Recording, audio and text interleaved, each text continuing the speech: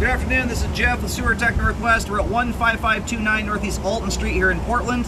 I describe everything as if you're standing in the street facing the front of the, in this case, a duplex. So right now we are on the left side unit from that orientation. The line exits out the back. There's the back door.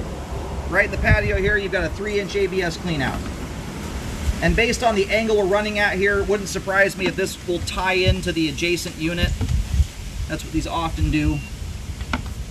Off we go here. Zeroed out, water's running.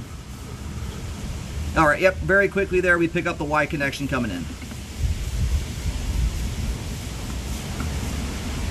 There's an extremely clean flow line there. That's how you want the pipe to look. That's a sign that the homeowner's not putting a whole bunch of cooking grease and gunk down the line. Little bit of standing water there right at the transition. It's a very, very short-lived belly. By the time we drain the line out at the end, you're probably going to have a 6-inch section of pipe there, probably holding only about a 1/4 inch or so of water. So very, very minor stuff. Those are cobwebs there. And we are currently now in a, it looks like 4-inch 3034 PVC pipe.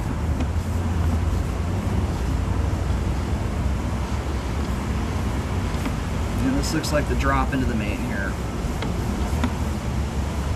Yep, that is the main connection. Alrighty, line heads out the back here.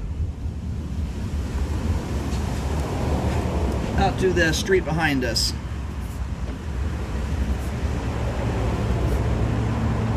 And hits the main lateral. It's like right on the curb.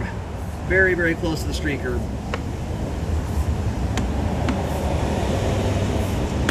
Which is nice when they do that on these big main artery roads like this. They don't situate them right in the middle of the street. That way if a repair ever has to be done on the main lateral or something of that nature, you're not having to stop a massive main artery roadway. You can do a lot more of the work on the side. That's good planning. Anyway, to keep a line this clean comes down to one major living habit. That's not putting grease, fats, and oils down the line. And you can keep it looking clean like this about indefinitely. So very minor belly here.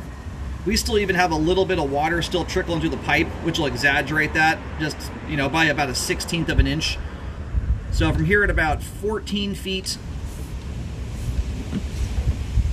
to 16 feet, it's very short.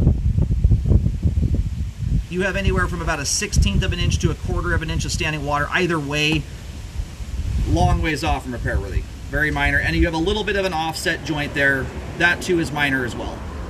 In fact, that joint hits right at the base of my camera lens, but sits about a 1/4 inch off the bottom of the pipe.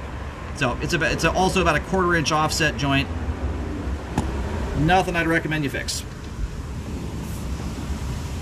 Spots like that, the only way that an area like that can contribute to a blockage by and large is under pretty darn heavy abuse, where you're flushing a lot of stuff down the line that should not be going down the line.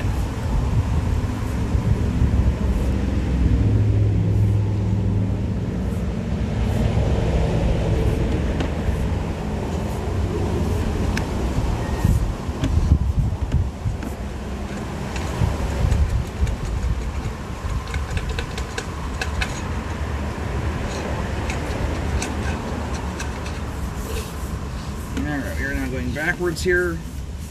And I mostly cover the buried pipe. Once we get through right about in here, this is where we enter the crawl space area. This is where the plumbing is exposed. Anytime I get lines this crazy clean, I always wonder if someone's cleaned them out first before the sale, but this is an example. It's very rare that people will hydrojet backwards. Outside's one thing, but going backwards is another thing. This is a household that's done a fabulous job of keeping the pipe clean. The interior pipe often doesn't get touched under cleanings, so very nice looking piece of pipe there. Anyway, keep the cooking oil and grease and whatnot out of the line, and you can keep it looking clean and spiffy.